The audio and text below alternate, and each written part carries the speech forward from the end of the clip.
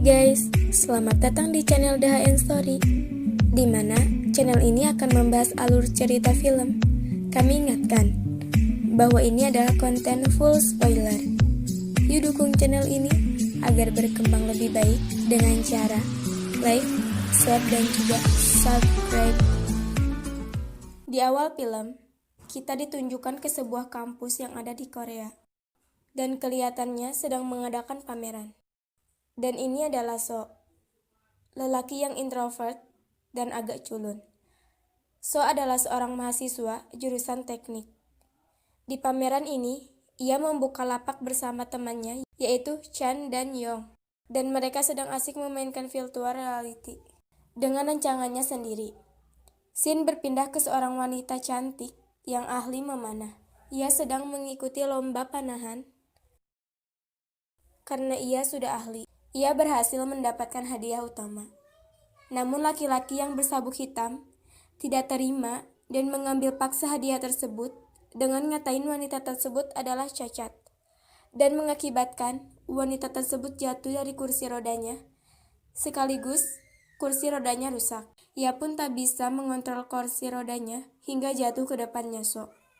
So pun menolongnya. Karena ia tidak tahu, So pun menyuruh wanita tersebut untuk berdiri. Singkat cerita, ia memperbaiki kursi rodanya yang rusak dengan keahliannya. Kursi roda pun kembali ke semula. Mereka pun akhirnya berkenalan. Wanita tersebut bernama Jin. Karena gak enak hati, ia menawari So untuk ngopi bareng karena ia belum makan. So pun mengajaknya untuk makan di warung favoritnya So. Tapi warung itu terletak jauh di atas sana. Ia pun sukarela mengendong Jin hingga ke warung tersebut. Untungnya, makanan di warung tersebut enak dan membuat Jin tersenyum, senang memakan makanannya. Saat ia pulang, kursi roda Jin hilang, entah kemana. Dan Jin pun dijemput adiknya pulang. So pun berjanji menggantinya dan menyimpan kartu pelajar So kepada Jin. Singkat cerita, ia sampai ke tempatnya.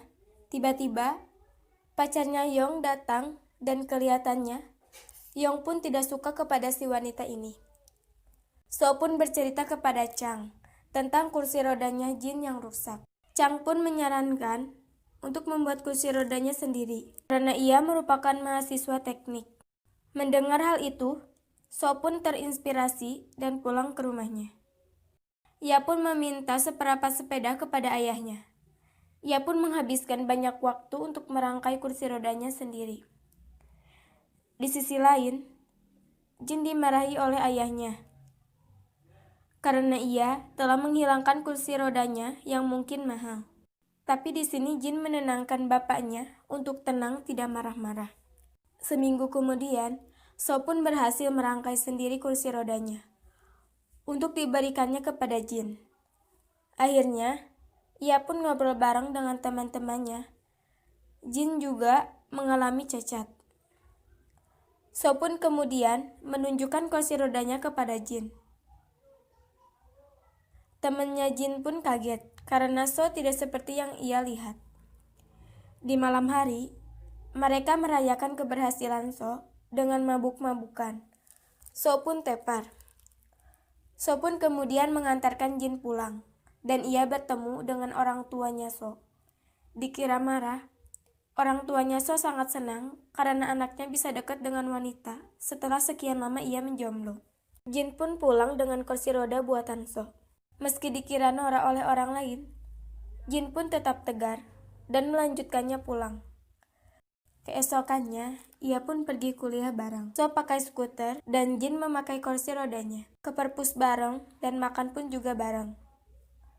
Scene berlanjut kepada bapaknya Jin yang mulai khawatir karena anaknya belakangan ini suka pulang malam dan juga jarang latihan bersama teman-temannya.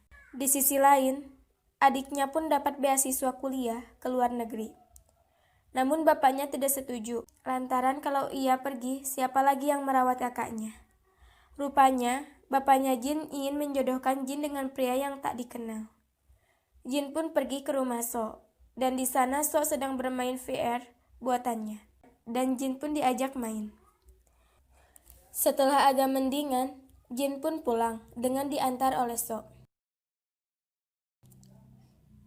Ternyata So mempunyai trauma dengan ruang sempit. Oleh karena itu, So takut menyetir mobil. Karena paksaan Jin dan dukungan dari temannya, ia pun memberanikan diri untuk menyetir mobil. So pun berhasil dan menemui Jin dengan mobil seadanya. Namun bagi Jin, ini adalah hal yang luar biasa. Ketika So mulai berhasil menaklukkan traumanya. Mereka pun jalan-jalan bareng dengan mobilnya So. Dan Jin pun kelihatan bahagia banget dengan mobil sederhananya So.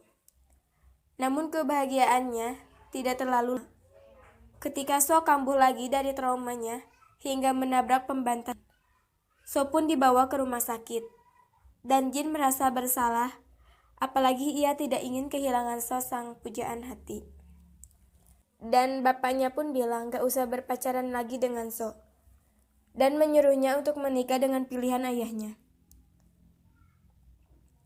Jin pun melampiaskan amarahnya dengan memanah. Namun sedang stres, panahan Jin melenceng semua. Di saat ia sedih, temannya pun datang untuk menenangkan dirinya hingga membuat keadaan menjadi lebih baik. Di rumah Jin pun menenangkan hati dengan bermain biola, lalu melatih fisik yang akan menghadapi lomba nasional. Di sisi lain, So yang masih sakit hati dengan perkataan ayahnya Jin dan menghabiskan waktu dengan rebahan di rumah dan bermain VR. Dan datanglah teman-temannya So untuk menghiburnya dari keterpurukan. Di sisi lain, Jin pun mulai mengikuti lomba panahan. Namun sasarannya melenceng semua. Dan datanglah So untuk memberikan semangat kepada Jin dan akhirnya ia memenangkan lomba tersebut dan terpilih mewakili Korea Selatan untuk mengikuti ajang lomba panahan. Ending yang bahagia di mana teman-temannya So pada jadian dan adiknya Jin diizinkan ayahnya untuk kuliah ke luar negeri. Dan mereka pergi ke rumah makan langganan So dengan saling menggendong pasangannya masing-masing. Film pun berakhir.